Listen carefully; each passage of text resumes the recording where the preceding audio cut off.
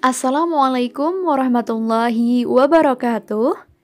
Alhamdulillahirabbil alamin wassalatu wassalamu ala asyrafil anbiya'i wal mursalin sayyidina wa maulana Muhammadin wa ala alihi wa sahbihi ajma'in amma ba'du. Yang terhormat kepada Ibu Ariesti Fujiastuti MPD selaku dosen pengampu mata kuliah fonologi serta teman-teman yang berbahagia. Pada kesempatan kali ini, kami dari kelompok 5 akan mempresentasikan hasil kerja kelompok kami tentang jenis-jenis fonem, cara penentuan fonem, dan struktur fonem.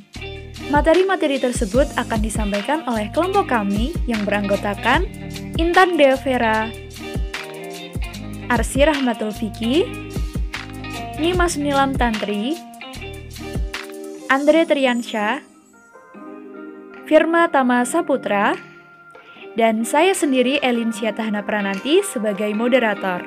Nah teman-teman, langsung saja kita akan masuk pada materi yang pertama, yaitu tentang jenis-jenis fonem yang akan dibacakan oleh Mas Andre Triansyah. Yang pertama itu ada jenis-jenis fonem. Fonem dapat didefinisikan sebagai satuan bahasa terkecil yang bersifat fungsional, yang berarti satuan fonem memiliki fungsi untuk membedakan makna.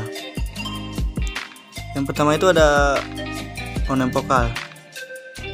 Bunyi vokal adalah bunyi yang arus udaranya tidak memiliki hambatan. Bunyi fonem ini dipengaruhi oleh tinggi rendahnya lidah, bagian lidah yang dinaikkan, dan bentuk bibir pada pembentukan vokal. Contohnya seperti di situ.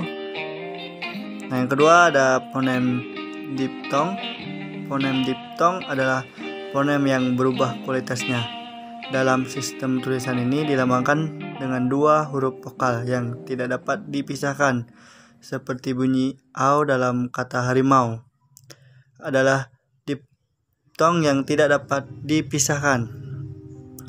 Contohnya lagi ai seperti balai, pantai, au seperti kerbau, harimau, ai dan seperti sekai, amboy.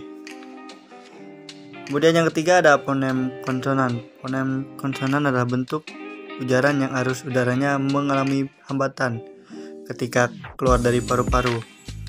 Dalam pengujaran bunyi konsonan terdapat 3 faktor yang terlibat. 3 faktor yaitu keadaan pita suara, penyeutuhan alat ucap dengan yang lainnya, dan cara alat ucap bersentuhan. Contoh fonem P, B, M, W, F, V, T, D, N, C, J, K, G, H. Itulah jenis-jenis fonem. Terima kasih kepada Mas Andre Triansyah. Selanjutnya adalah materi tentang penentuan fonem yang akan disampaikan oleh Mbak Nilam dan Mbak Arsy. Cara penentuan fonem. Untuk premis pertama, bunyi-bunyi bahasa mempunyai kecenderungan untuk dipengaruhi lingkungan. Yang pertama, struktur bunyi MP atau MB di dalam kata sampai, sampah, limbah, tambah memiliki struktur bilabial. Yang kedua, struktur bunyi NT di dalam kata pantai, santai, pintar, dan pantau sama-sama berstruktur aprikontinental. Yang ketiga, struktur NC atau NK atau eng dalam kata banci, bangga, dan nangka. Untuk premis kedua, sistem bunyi yang memiliki kecenderungan simetris. Yang pertama adanya pasangan bunyi penghambat yaitu P, T, C, dan K. Kemudian B, D, I, dan A. Dalam bahasa Indonesia terdapat nasal. Yang kedua, bahasa Inggris hanya memiliki pasangan bunyi hambat P, T, dan K, maka bunyi nasalnya M, N, dan N. Hal tersebut menunjukkan bahwa bunyi-bunyi bahasa cenderung simetris. Untuk cara kerjanya, bunyi-bunyi bahasa secara fonetis mirip harus digolongkan ke dalam kelas bunyi fonem yang berbeda bila terdapat kesamaan. Contohnya, parang, barang, tiri, diri, acar, ajar. Untuk cara yang kedua, bunyi-bunyi bahasa yang secara fonetis mirip dan terdapat dalam distribusinya harus dimasukkan ke dalam kelas fonem yang sama. Khusus bunyi K dan bunyi tanya yang memiliki distribusi co-pleenter. Bunyi K terdapat pada posisi akhir, sedangkan bunyi tanya terdapat pada posisi akhir. Contoh, posisi non-akhir, baki atau baki, laki atau laku, baik atau bal, lauk atau lauk. Menentukan fonem menurut Profesor Suparno. Bunyi-bunyi yang daerah artikulasinya berdekatan merupakan bunyi-bunyi yang meragukan. Bunyi-bunyi yang meragukan inilah yang biasanya dites dalam pasangan minimal untuk menentukan apakah bunyi-bunyi itu fonem atau tidak. Contohnya adalah milih-milih versus nyilih-nyilih yang berarti pinjam. Kutuk-kutuk versus kutuk-kutu yang berarti ayam, dan pati-pati versus pati-pai yang artinya sari. Beban fungsional fonem. Dalam beban fungsional fonem ini memiliki 3 poin. Yang pertama, alofon, yang kedua, arkifonem, dan yang ketiga, variasi bebas. Alofon adalah variasi fonem karena pengaruh lingkungan, contohnya ampun, yang mendapat imbuhan an menjadi ampunan, dan simpulan yang mendapat imbuhan an menjadi simpulan. Yang kedua, arkifonem. Fonem dalam suatu bahasa memiliki beban fungsional yang berbeda-beda. Fonem mempunyai beban fungsional yang tinggi apabila memiliki kontras dengan banyak fonem yang lain. Misal, fonem yang kontras pada pasangan-pasangan kata berikut seperti sari, tari, lari, dari, hari, cari, jari, nari, dan juga pari. Fonem memiliki beban fungsional yang rendah apabila memiliki kontras dengan 1 atau 2 fonem yang lain. Yang ketiga adalah variasi bebas. Variasi fonem yang tidak disebabkan oleh faktor lingkungan dan juga tidak pada posisi tertentu, tetapi hanya pada kata-kata tertentu. Contohnya adalah fonem i dan e pada kata nasihat dan nasihat, atau pada kata resiko dan juga risiko. Penafsiran ekafonem dan duifonem.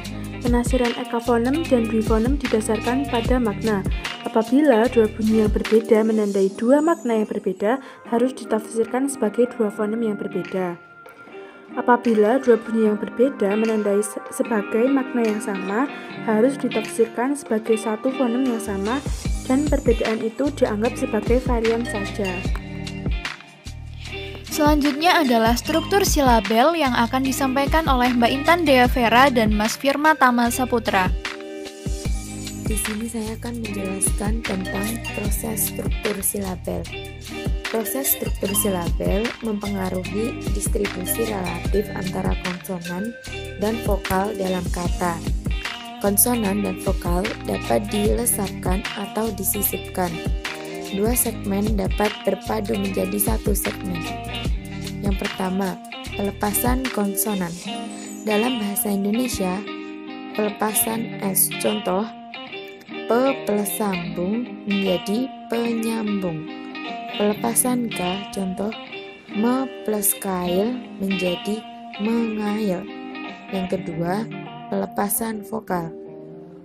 Pelepasan vokal dapat dijumpai dalam bahasa Prancis, contohnya, iami, artinya teman itu maskulin, dan iami, artinya teman itu feminim. Yang ketiga, penyisipan konsonan atau epentesis. Dalam bahasa Indonesia ada kata sampi di samping sapi, ada kata kampak di samping kapak, dan ada kata jumlah di samping jumlah. Pada kata sampi dan sapi atau kampak dan kapak ada bunyi M yang disisipkan di tengah kata, dan pada kata jumlah dari jumlah ada bunyi B yang disisipkan di tengah kata. Yang keempat, penyisipan vokal. Dalam bahasa Indonesia ada kata Sumatera di samping Sumatera, ada kata tentara di samping tentra, dan kata terampil di samping terampil. Pada kata Sumatera atau kata tentra di samping tentra dan kata terampil di samping terampil ada bunyi E pepet yang disisipkan di tengah kata. Perpaduan konsonan dua konsonan yang bersebelahan digantikan dengan satu konsonan yang mempunyai ciri yang sama dengan kedua konsonan asal. Jadi perpaduan mencakup semacam asimilasi. Contoh lain untuk perpaduan konsonan ialah konsonan plus bunyi hambat glosal berpadu menjadi konsonan yang diglotalisasi. Konsonan plus Y menjadi konsonan yang dipalaalisasi. Konsonan plus W menjadi konsonan yang dilabialisasi. Konsonan plosif plus konsonan frikatif menjadi konsonan afikat. Dalam bahasa Inggris, T, D, S, dan Z pada akhir morfem Y dan Y yang mengikutinya diganti dengan konsonan frikatif plato-alveolar. Kasus ini terutama tampak jelas V sebelum sufiks ion. Contoh: relate, relation, evasion, regression, confusion. Perpaduan vokal bunyi A, AU dan dalam bahasa Indonesia menjadi E dan O.